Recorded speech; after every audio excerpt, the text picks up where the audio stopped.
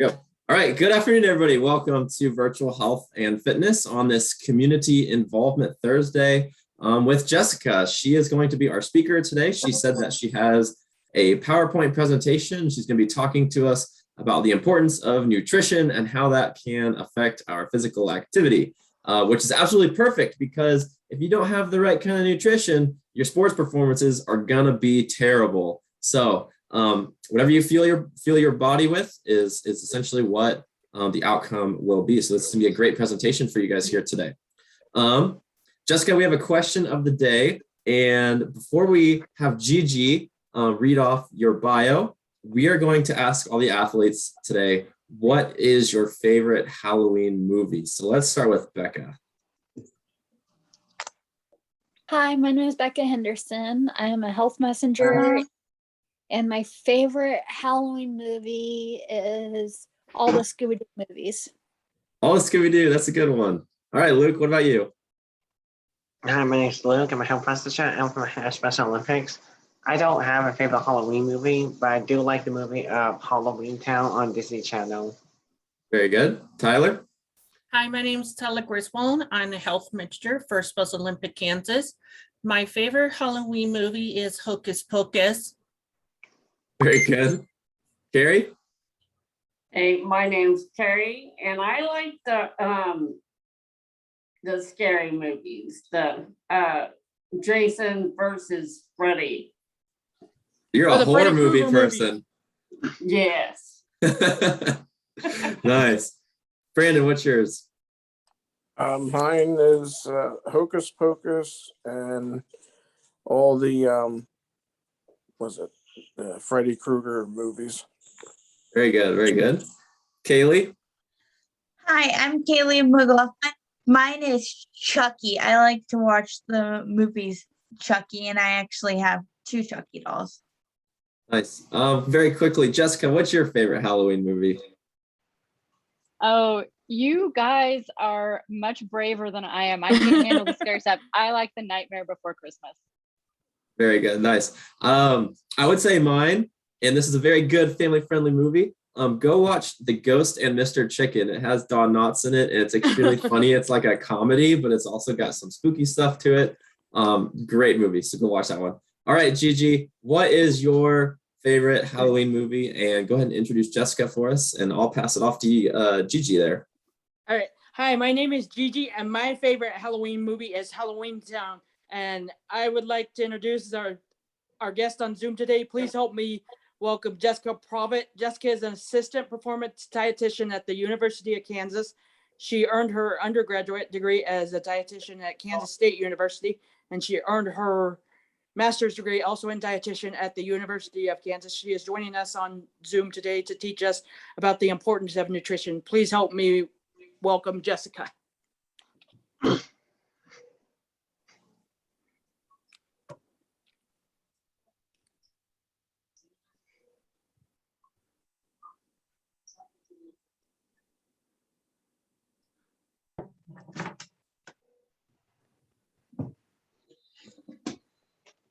Unmute myself really quickly. Get the screen opened up. Oops.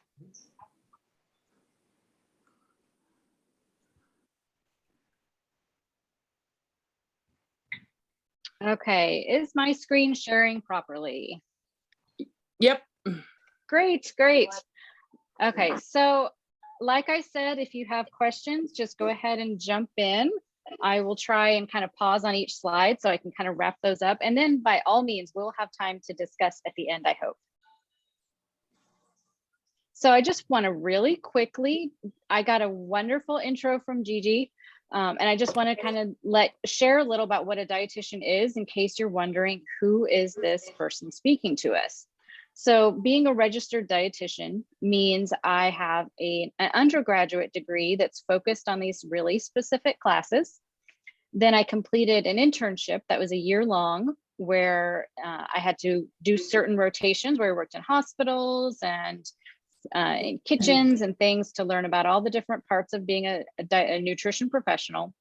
And then there's a really hard test and a graduate degree required. So I have all those fun things, and I'm also still a student. So I'm a doctoral student now working on getting my PhD, but that's not all dietitians.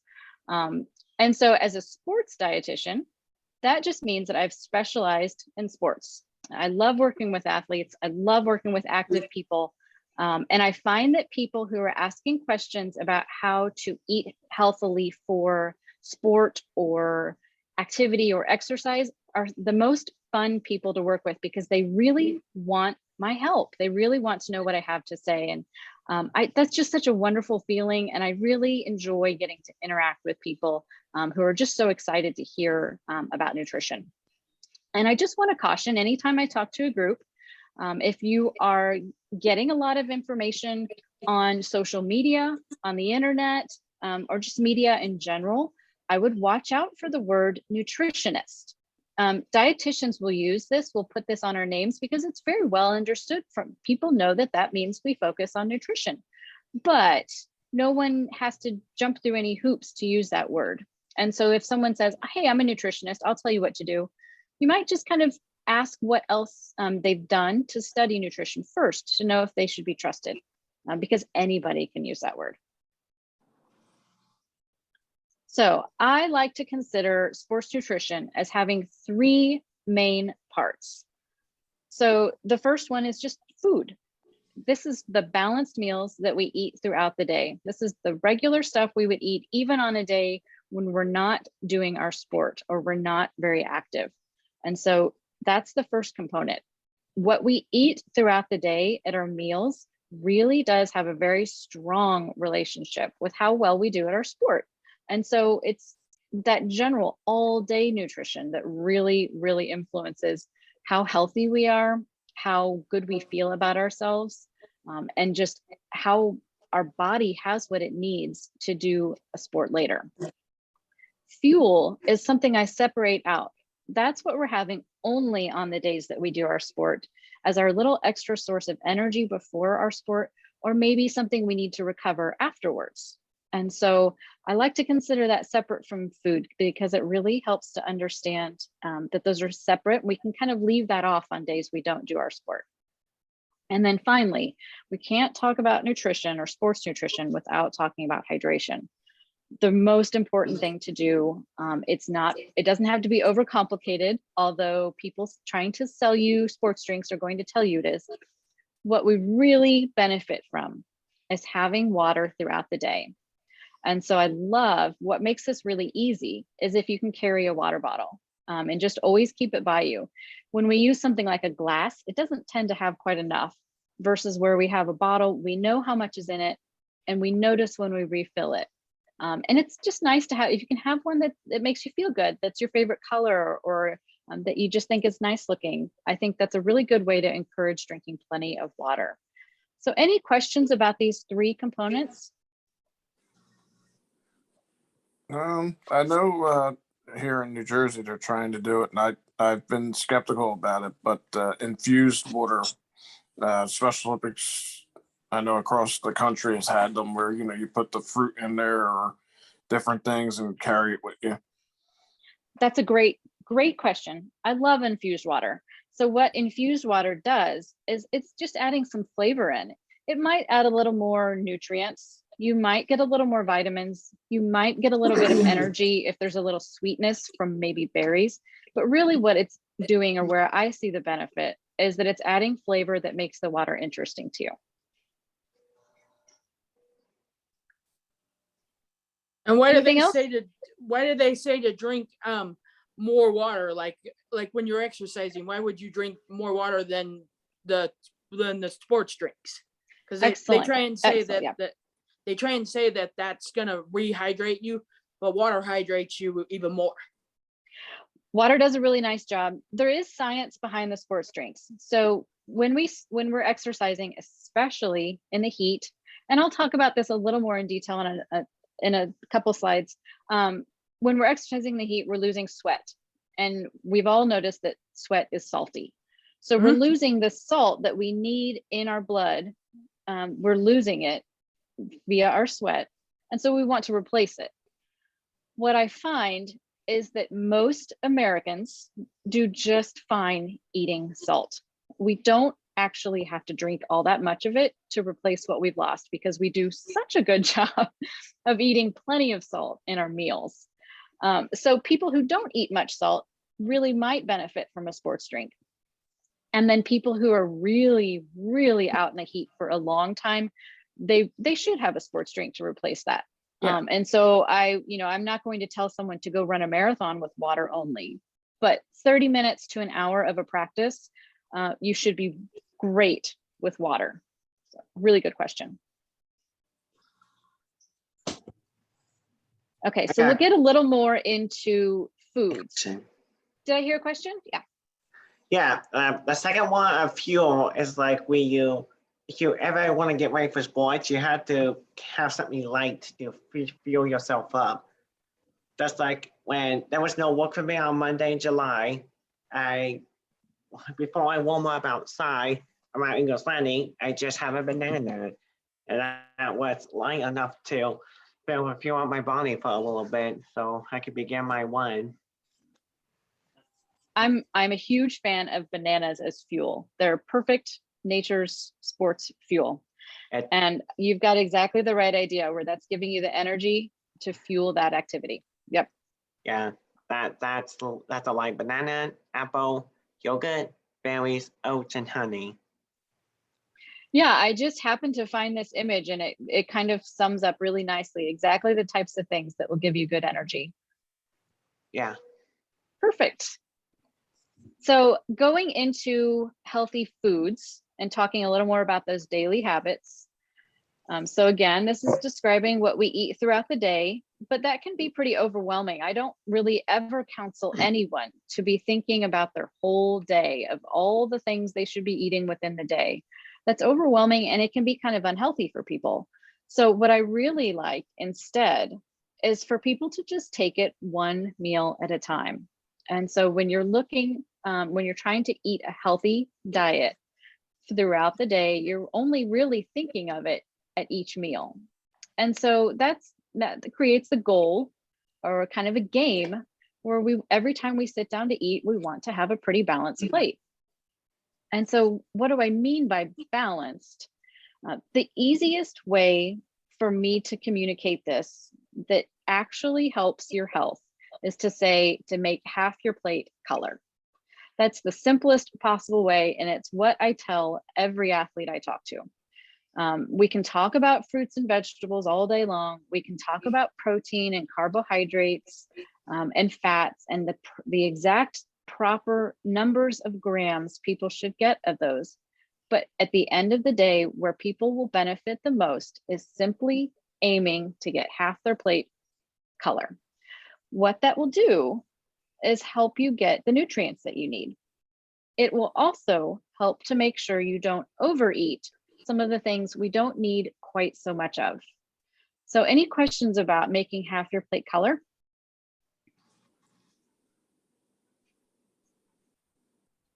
I'll talk a little bit more about that on this next slide too.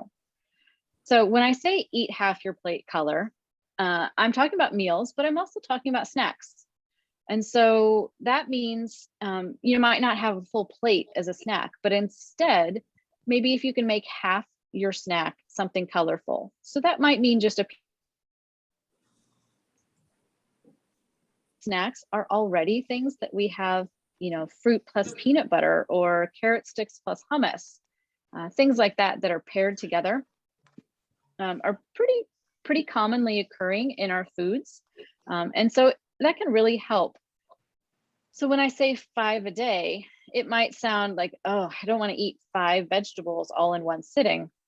But what we're really thinking of is if you're adding some color to all 3 meals in the day, and then maybe 2 snacks, you've achieved that goal. So most of the American population is not meeting this 5 a day goal. It's actually something like 20-something%. So out of every 10 people, only 2 of us are actually eating enough fruits and vegetables. So I think it could be a really nice goal, personal goal, to see if you can do better than the standard American population. And then we also want to look for variety. So Every different color you're getting is providing different nutrients. So if you're eating something orange like carrots, you're getting a lot of vitamin A. And then if you're eating something blue like blueberries, it's got really interesting little chemicals in it that are very healthy that make it blue.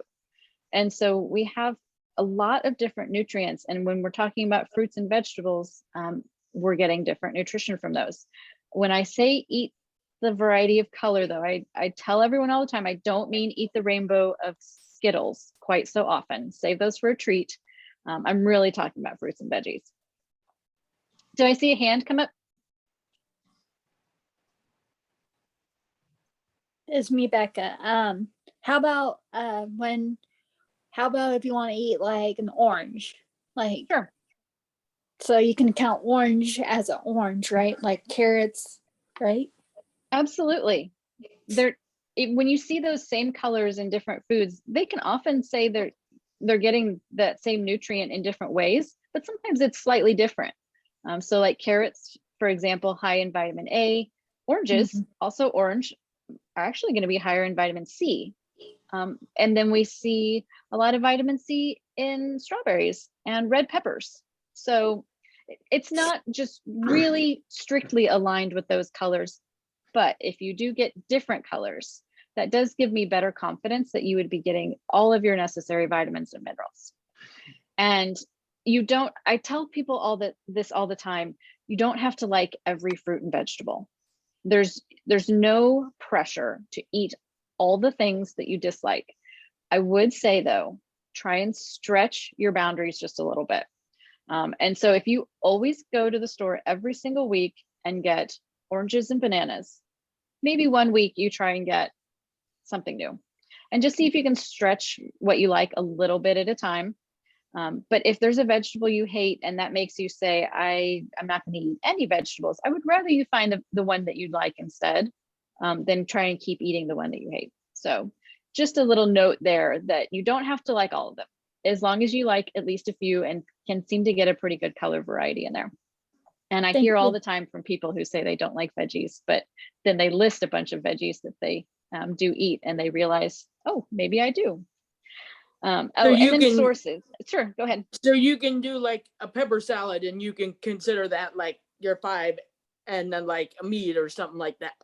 Absolutely. Salads are wonderful at getting a lot of different colors all in one. Smoothies are also a really good way to get a lot of different things in one place. Soup is also. So as we kind of move towards colder weather, a good vegetable soup is going to probably meet the whole rainbow of colors in it. So can you mix any fruit together, like a fruit salad, like going with like pineapples, oranges, bananas, grapes, cherry? Absolutely. Yeah. If you want to have them all at once and see that pretty variety, absolutely. It's also okay to have them at separate meals too. So the goal is to get them throughout the whole day, a little at each time. But if you like to see it in a big salad or in a big fruit salad, then that's great too. That's good. And then you don't have to just do, some people think raw vegetables are healthier. Not necessarily. Some people think cooked vegetables are healthier. Not necessarily. So we have certain vitamins that are more available to us when we cook our foods and other vitamins that stay in foods better when they're raw. And so don't worry too much about how something's prepared. I would say if you can avoid too many fried vegetables, then that would be great. Look for things that are steamed, baked, roasted, cooked into dishes. And then also, I'm not at all particular about whether things are conventional or organic. You don't have to worry too much about those. The nutrition is all there for either one. And canned and frozen fruits and vegetables can also be really, really healthy. So frozen fruits and veggies are often picked when they're the ripest, which means they're the highest in nutrients. So I love frozen fruits and vegetables. Canned things, just look for vegetables in particular, look for low sodium or low salt, and those will still be really good for you. So if you like those softer canned veggies, those are really great. And then an example of a fruit in that form that I'm a huge fan of for athletes is applesauce. So that absolutely counts as a fruit or vegetable. And one of my favorite sneaky vegetable servings is salsa. So I love when people add salsa to foods. Really good fruit and vegetable source. Is it good to have salsa with chips, or do you just have to do that in moderation? Exactly. You honed right in on the exact answer I was about to give. The chips add a little balance there, but they're not really the healthy part of the dish. If you can learn to like other things dipped in salsa, or if you're adding salsa on top of eggs, things like that, that's where it's really great to just pile the salsa on. But if you're eating them with veggies, at least you're getting, eating with chips, at least you're getting a veggie serving with your chips.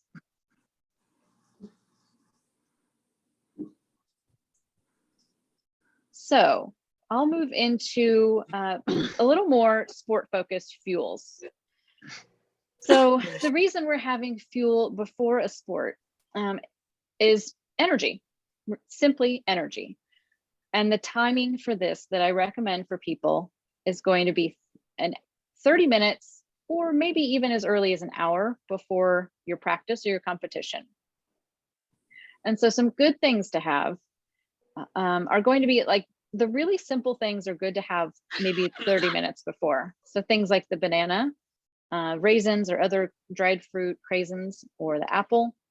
And if you're more like an hour before, you can have something like a half peanut butter sandwich, or even a full peanut butter sandwich if you're hungry. A bowl of cereal, a bowl of oatmeal. I don't have it on here, but yogurt can be good an hour before. So those are all good examples of quick energy. And so those are things that provide us what we need without being too high in sugar. So we want some natural sugars, but we don't want really high added sugar. And so then we move over to that not the best idea side. And that's where something really high in sugar, like cookies, or something that's high in both sugar and fat, like a donut, might make us not feel very good during our activity. And then things that are really high in fats or oils, like chips, pizza, burgers, any fast food, those sort of things that are very high in oil or fat, sit in our stomach longer and they don't actually provide what our body needs for sport. And so those can be things that we avoid. We also don't want things that make us feel really full. And so that is where I might say that's not the best time to have a huge meal or a high fiber, like big salad. Even though that's a really healthy thing to have, it might not be the best thing to fuel sport right before. Questions about that?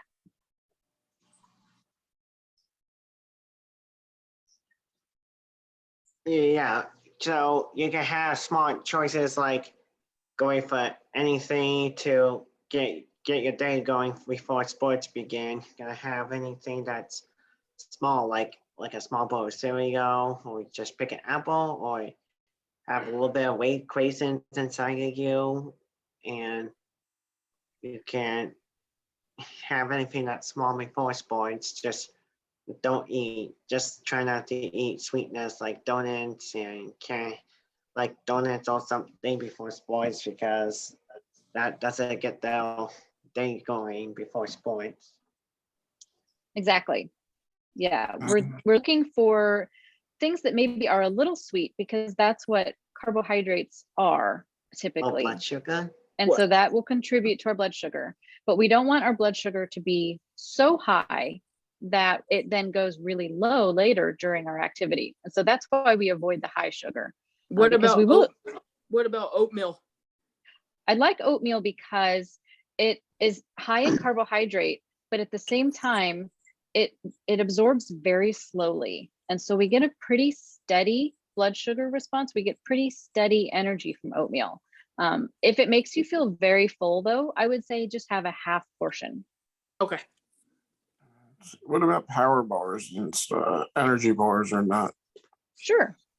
Those can all work really nicely. Even just simple, your ordinary chewy granola bars can be really good pre-exercise snacks. My main takeaway I think I would want to be is that you don't have to have those products, but they're very well designed to be good energy before sports. So they're good options. They're not necessary, but they're also good to have. How about if you want to do like apple, like cut up apples, doesn't matter what apples, right? Nope, doesn't matter. But with a little bit of peanut butter, or like a banana, cut up banana with peanut butter. What do you think of that?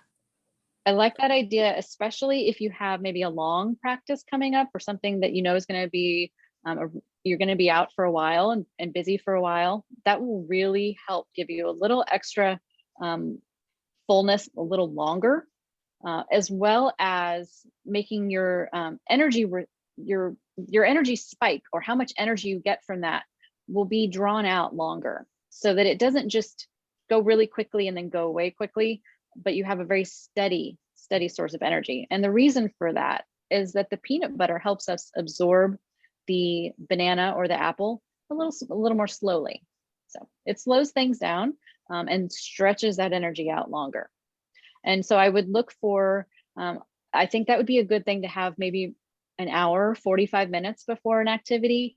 Unless it's a light activity, then you could do 30 minutes to make sure that doesn't upset your stomach.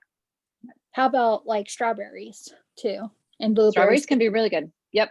I'm a big fan of berries. So you'll get lots of nutrition and good energy from those. You'll have to eat a bit more. So something like a banana gives you a lot of energy.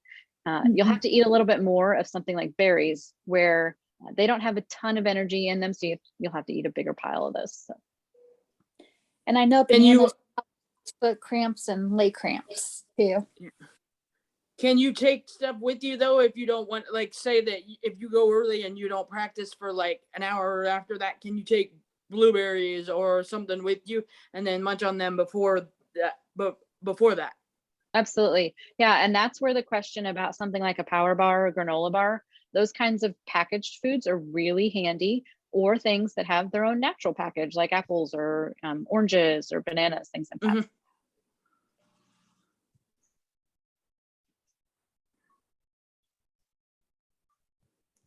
Okay. And so after sport, this is where we are kind of replacing lost energy. And so we can have, if you're finishing up your activity and you have a long ride back to home, or you know that it's going to be a while before you get a meal, then just flip it around. And I would say have the same type of snack you might have had before your activity. I'd love to see if you had a different healthy snack. If you had a banana before, try something else afterwards instead of just having bananas. But it's the same type of thing. And so if you're going, like the example of where you said you'd go to an event and you'd have to wait a long time before you got to it, those types of things that would work for that would also work for having afterwards. But I would also say, if a meal is coming up pretty soon, you don't have to have a special snack just for after exercise. If you'll have a meal within an hour, that meal is helping you recover. And so that's refueling you. And so that's where we kind of go back to that same balance. If you have half your plate fruits and veggies or color, then you're going to also have the other half making up the other things that you need, hopefully. And so protein's really good to have there. So if you eat meat, then something like chicken or turkey or tuna, those are all wonderful protein sources. If you don't eat meat, you can have things like tofu or eggs, or a lot of dairy products have a lot of protein. Those are wonderful to have after exercise. But you don't have to go crazy. If you're having a balanced meal, you should have some protein on the plate. Any questions about that? Do you always have to have bread, or can you do like tortillas, or can you do just like the meat and roll it up like that and eat it without the bread? Yep, absolutely. It doesn't have to be a sandwich. It doesn't even have to be this type of plate. It can be something that's all one dish, as long as you're thinking, is there some color in here? Do I have a little more nutrition? You should get the balance. Yep. Can you try going for like half a breakfast burrito before practicing? Yeah, that would be a good example where I would say I would not have that closer than 1 hour if you're before, and it would be a wonderful thing to have after practice. What about celery? Is that a before, after, during? Celery is one of those things that I would be using to add some color and nutrition to a plate. but I would not be counting on it to replace lost energy. So it's a great snack to have if you're just kind of looking for something to mindlessly eat that helps you enjoy chewing on something that's maybe not unhealthy, like chips or something like that. But it doesn't provide us a whole lot. And so it's there to add some color and some nutrients, but you will need something else with it. So you can dip it in something. You can dip it in peanut butter or hummus. I actually had celery with hummus for lunch. I love hummus. I had a few other things, but that was among there. So yeah, if you can dip it in something, you will get a lot more. And that would count as something you could have before or after.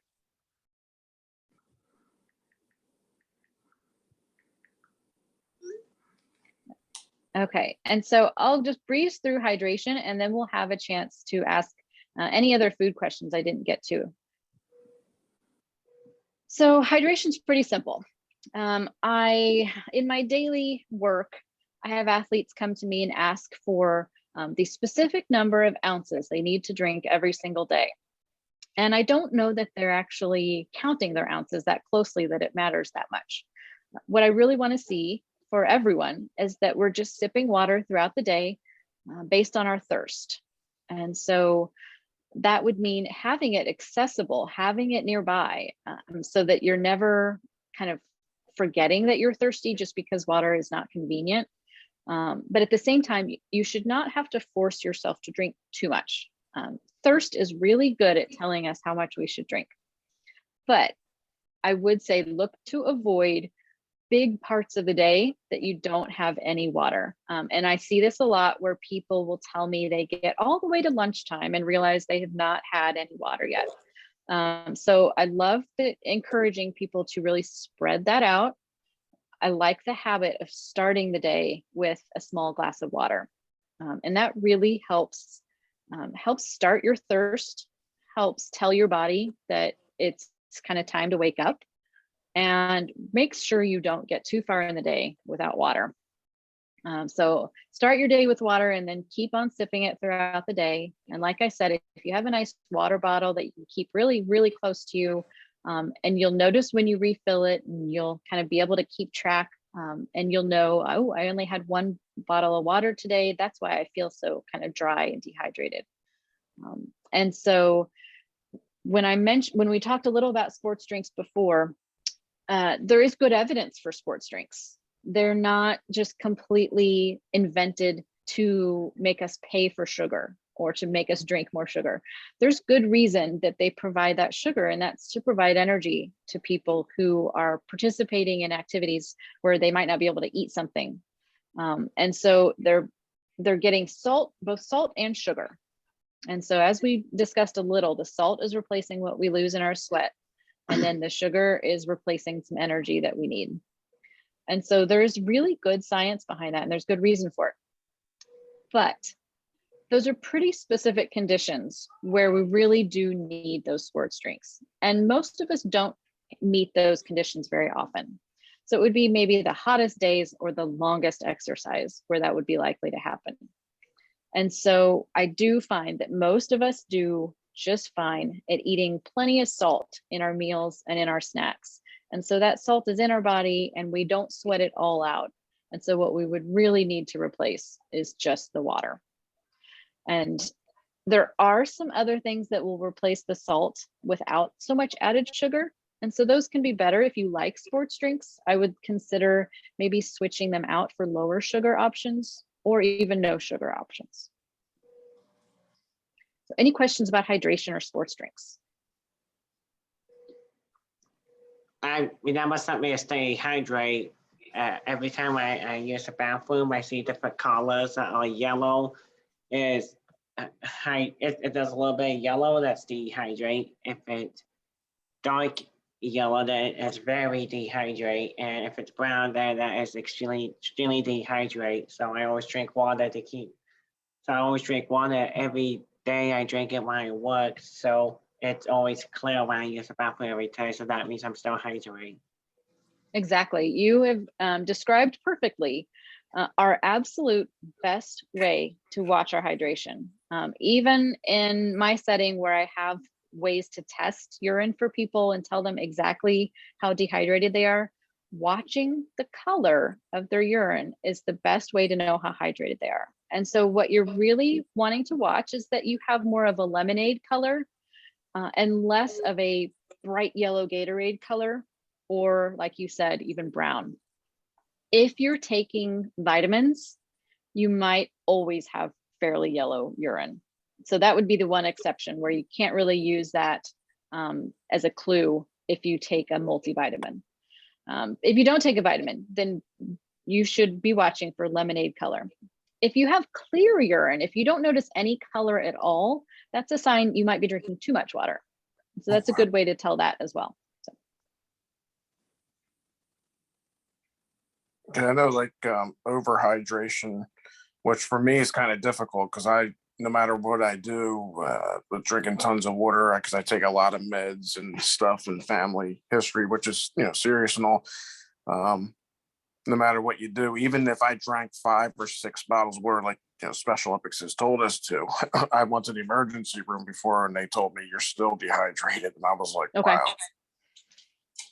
Yeah, and there are situations where you do need to replace that salt frequently. And so that's where a lower sugar sports drink would be a really nice choice, most likely.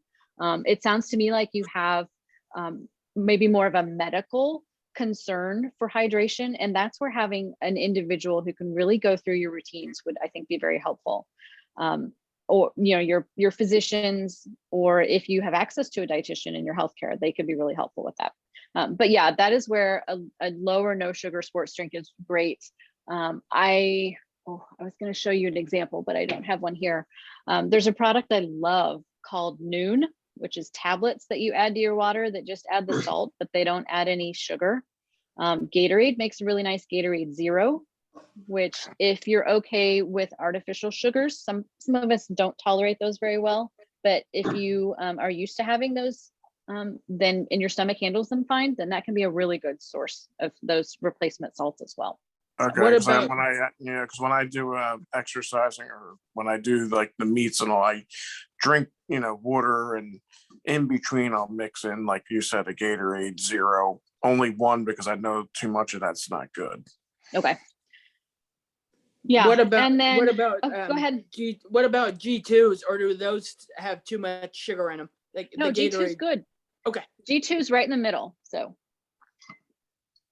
you How get a little bit of the sugar, and that provides you a little bit of energy, but you don't get quite so much because you're probably, and I may be making an assumption, but you're probably not doing a 100-mile ultra marathon, Right. where you can't keep up with your energy needs. So I think most people would be absolutely, the appropriate drink could be G2. Yeah. Propel is another good low sugar source that's really easy to find. And then if you're looking for a little bit of the sweetness, but you really want to focus more on that salt replacement, Pedialyte is a really nice choice. So How about like it just depends on what kind of vitamins you take, as like if you take like a gummy vitamin, like gummy vitamins. yeah, some of those vitamins just kind of wash right through our body, and they'll just make your urine always bright yellow. And so I wouldn't want someone to worry. This is the main reason I mentioned that. If you have pretty bright yellow urine, but you're on vitamins, I don't think you should jump to the conclusion that you're dangerously dehydrated. Okay. Because I usually take my vitamins with my water, with some water in the morning, and that's I really like that a lot. Thank you. Because And that's perfect. After I take my vitamins every morning, I have to have a drink of water like every time. So And that's a really good reminder. So that's a really solid habit. You're going to have your vitamins, so you know that you're starting your day with some water. So perfect. thank you.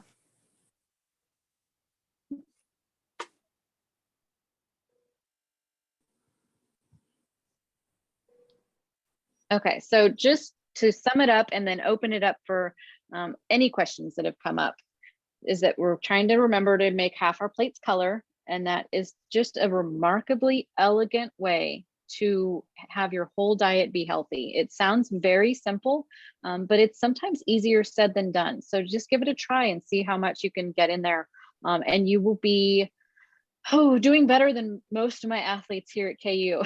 So it's a fun and simple goal, but it's also not always easy depending on where your food access is. And then for fuel, just keep in mind those healthy snacks before and after exercise.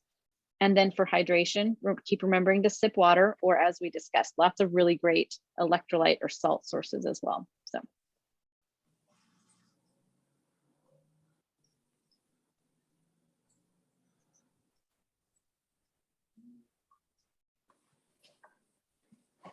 I was just thinking, if the sports dietitian or nutritionist, are there actual nutritionists or dietitians like that? Like I know I'm participating with different delegations, but I'm in New Jersey, and so there's like Virtua and Cooper and all that, and I know they have like some dietitians don't take I guess like my Medicare or one of my insurances, because if you're not diabetic, which I don't get because you're trying to be healthy. That's a really tough challenge. And so dietitians nationwide are working really hard to expand access to dietitians. We want to help more people, but insurance only reimburses us for diabetes, kidney disease, or a little, in some cases, if they code it just right, for weight loss.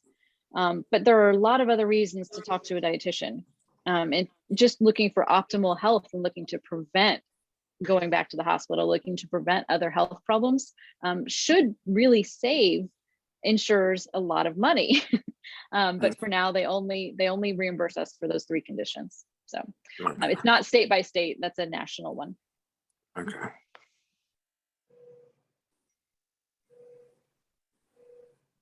Go.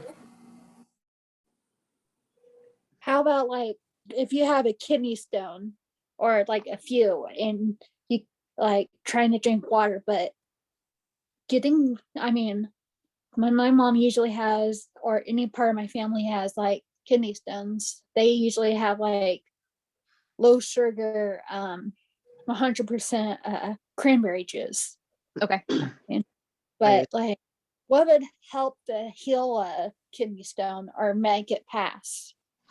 The biggest thing will be plenty of water. And kidney conditions are something that you can often get in to see a dietitian for. But a lot of nephrologists, a lot of kidney specialists really do have great dietitians working with them who specialize in that.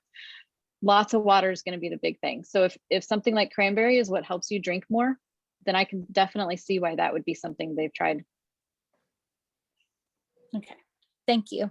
You're welcome. Awesome. Is there any other questions before we go? No? Okay, awesome. Can you guys unmute your mics and we'll give Jessica a big thank you on the count of 3. 1, 2, 3. Thank you. Awesome. Thank you so much, Jessica. This was great. This was a lot of really, really good and awesome nutrition information that you shared with us today. We hope that you come back. And once again, thanks athletes for coming out to Virtual Health and Fitness this week. This is another week in October, and we will see you guys next Tuesday. Okay. All right. We'll see you guys later. Thanks, everybody. Bye, Facebook. Bye. Bye. Facebook. Thanks.